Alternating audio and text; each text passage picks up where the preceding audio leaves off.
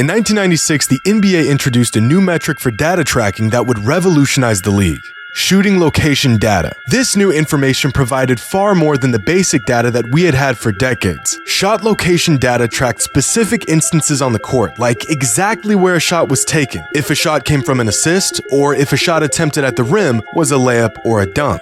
At the time, this data was groundbreaking and spawned a new wave of analytics in the NBA. For the first time, we could actually use numbers and data to take a deeper look into what was happening throughout NBA games. Fortunately, this game-changing data was implemented just in time to track Michael Jordan's last 2 seasons with the Bulls. And this new data revealed what NBA fans had already known for over a decade. Michael Jordan was a mid-range god. According to shot location data, MJ shot 47.1% from mid-range, or from 10 to 23 feet from the basket in his last 2 seasons with the Bulls. Now, this number may not sound all that impressive, but among the 80 players who attempted at least 3 mid-range shots per game throughout those 2 seasons, Michael Jordan was the best and most efficient. If all the other statistics the NBA has to offer weren't sufficient enough, shot location data proved once again that Michael Jordan was in a league of his own. This is the gold standard. Well, at least it used to be, because we still use shot location in today's NBA. And this season, among all players who have attempted at least 3 mid-range shots per game, there are 22 players league-wide who have a mid-range field goal percentage higher than Michael Jordan's was. Today's NBA players are really good at shooting the ball. In fact, they're so good, it's changing the game in ways we could have never imagined. Today's video is sponsored by DraftKings. December 25th is quickly approaching. You know what that means? NBA on Christmas. But you don't need to be on the court to get in on the action, because I'm teaming up with my friends over at DraftKings, an official sports betting partner of the NBA, to spread a little Christmas cheer. All new customers have to do is sign up using promo code JimmyHighRoller, bet $5 on any pregame moneyline wager, and get an additional $150 in free bets if your bet wins. But this is the gift that keeps on giving, because you can also combine multiple bets like which team will win, how many points a player will score, and more in one parlay to give you a shot at even bigger winnings. And for those in states where mobile betting isn't available yet, DraftKings Daily Fantasy is giving all basketball fans a chance to cash out this weekend. Just download the DraftKings Sportsbook app today. New customers use promo code JimmyHighRoller, bet just $5 on any pregame moneyline wager, and win $150 in free bets if your bet wins. That's promo code JimmyHighRoller only at DraftKings Sportsbook, an official sports betting partner of the NBA. Have you ever heard of the phrase, "shooter's gonna shoot"? Well, since you're watching this video, I'm sure you have. Before we had players like Steph, Dame, and Clay, we had Kobe, Ray, and Peja. And before them, we had guys like Larry Bird, Derek Harper, and Dale Ellis. Shooters who you can bet are gonna shoot their shot. The shooter is one of the most game-altering roles in basketball. The shooter can turn a double-digit lead into a tie game in absolutely no time at all.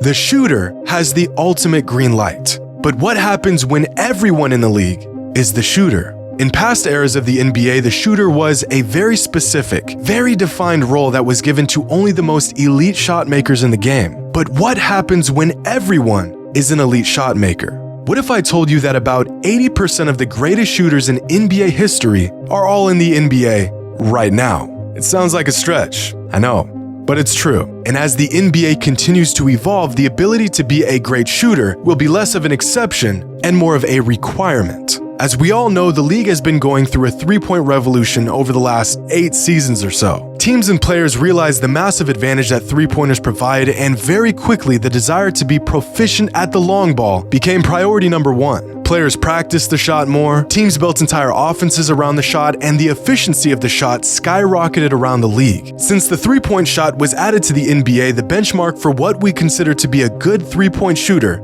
has been about 40%, and this benchmark has virtually remained the standard ever since. But dating back to 1990, the number of players around the league who have shot at least 40% from 3 has fluctuated drastically, from as low as 7 players in 1991 to as high as 28 players in 1996. But the three-point line was 2 feet shorter that season, so those numbers are skewed. As we make our way through recent NBA history, the number of players capable of shooting 40% or more from 3 rises all the way up to 38 players in 2009, but then plummets back down to 17 the very next season. That total of 38 players would remain the league record for over a decade. That is until a record-shattering 50 players averaged at least 40% from 3 in 2021, and then again this season, where 45 players are currently exceeding what was once the benchmark number of 40%. The number of pure shooters in the NBA right now is absolutely absurd. But what if we remove the players that achieve their efficiency with minimal attempts? If we bump the minimum to at least 4 3-point attempts per game, well then our chart looks like this. And the overwhelming number of great shooters that are currently in the NBA right now becomes even more glaring. Unfortunately, for a lot of players in the past, shooting volume 3-pointers just wasn't an option. It was far from normal to take 5, 6, 7 threes a game 35 years ago. But that's just it. The revolution of 3-pointers in recent NBA history has allowed more players to become the shooter, but it's also allowed the shooter to have a much larger role from game to game. Before Steph Curry came along and blew the gates open on what kind of shooting we even thought was possible, Ray Allen was widely regarded as the greatest 3-point shooter of all time. And throughout Ray Allen's peak 5-year stretch from 2003 to 2007, he averaged 38% from 3 on 7.5 3-point attempts per game. Just like Michael Jordan with his mid-range, Ray Allen and his exceptional efficiency on volume shooting was the gold standard for all shooters to aim for.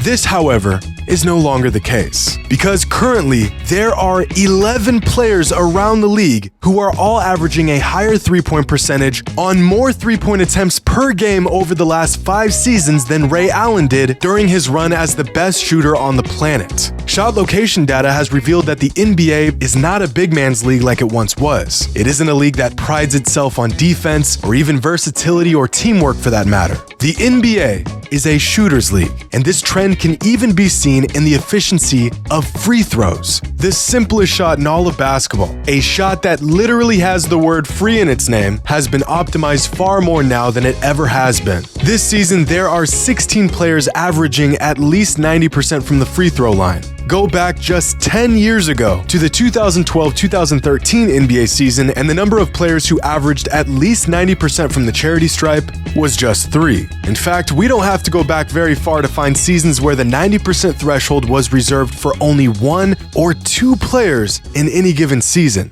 Back in the 80s, the title of the league's best shooter was held exclusively by Larry Bird. Despite the game evolving drastically since Bird's retirement 3 decades ago, he is still regarded as one of the greatest shooters to ever lace up. And throughout Bird's career, he led the league in free throw percentage 4 times. In one of those seasons, Bird shot better than anyone else in the entire NBA when he shot 88.8% from the line in 1984. This season alone, there are 22 players who are shooting at least 88.8% from the free throw line. What was once a free throw rate good enough to lead the league now wouldn't even crack the top 20 in today's league. Only through decades of trial and error have NBA teams discovered which shots are worth taking and which shots are not. Combine offensive schemes designed to get great open shots with the most talented shooters in NBA history, and players around the league are simply hitting far more shots than ever before. Now, one of the more popular advanced stats is offensive rating. This stat simply measures how many points a team scores per 100 possessions. It's an efficiency stat. When a team brings the ball down the court, how often are they scoring? In the 1999-2000 season, the most efficient offense in the entire NBA was held by the Indiana Pacers, who had an offensive rating of 108.5. This season, the Charlotte Hornets are the least efficient offensive team in the entire NBA with a rating of 108.7. The worst offensive team in the NBA today is more efficient than the best offensive team in the NBA just 2 decades ago. In today's NBA, we are constantly seeing point totals well over 120, even 130 at times. After watching the dead ball era for over a decade, where a team could win a game after scoring just 80 points, seeing 250 points scored in a single NBA game on a regular basis can be a bit jarring. The most common explanation for these insane point totals being that teams just don't play defense anymore. And this is somewhat true, but a lack of intense, disciplined defense is not nearly the largest factor that leads to these point totals. At a certain point, good offense is going to beat good defense. So what happens when the entire league slowly becomes more and more unguardable? Eventually, there's no defensive scheme that can keep up with this level of offensive efficiency. 80% of the greatest shooters in NBA history are all in the NBA right now. Not because they're innately better shooters than past players, but because in order to even play in today's NBA, this level of elite shooting has virtually become a requirement. Young stars around the league, players who are 21, 22, 23, were just kids when the three-point revolution began. These players have only known a game that revolved around volume threes and long jumpers. So where past players didn't hone in on their shooting abilities until later on in their careers, these young players have been trained to knock down the deep ball from the minute they picked up a basketball. By the time Steph won his first MVP, players like Tyler Hero, Jordan Poole, John Morant, Darius Garland, Anthony Simons, Anthony Edwards were just starting their prep careers. By the time they had made it to the league, they already had more long-range reps than past players would get in an entire career.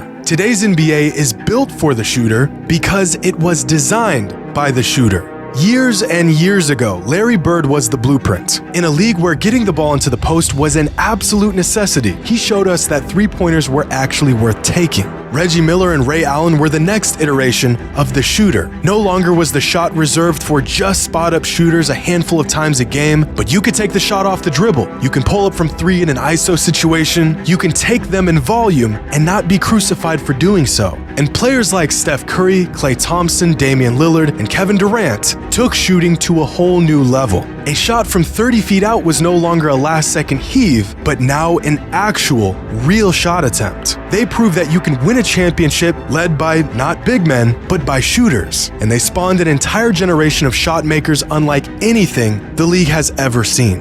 And with that being said, I'd like to leave y'all with this. Back in 1988, a player named Michael Adams broke new ground in the NBA. At the time, Michael was a young point guard in his third season in the league, playing for the Denver Nuggets. Now, Michael wasn't what you would call a sharpshooter, especially by today's standards. But that didn't stop Michael from doing what no other player had done before. Because in that season 35 years ago, Michael attempted 4.6 three-pointers per game. Nearly half of his total shot attempts each game came from beyond the arc. This was the first time since the introduction of the three-point line that a player shot at least 4 threes a game. He didn't know it at the time, but Michael Adams was the NBA's first volume three-point shooter. And since that season 35 years ago, there have been a total of 255 individual seasons where a player has maintained a true shooting percentage of at least 60% while attempting at least 4 threes a game. That's 35 years of thousands of shooters condensed to just 255 of the very best the NBA has ever had to offer.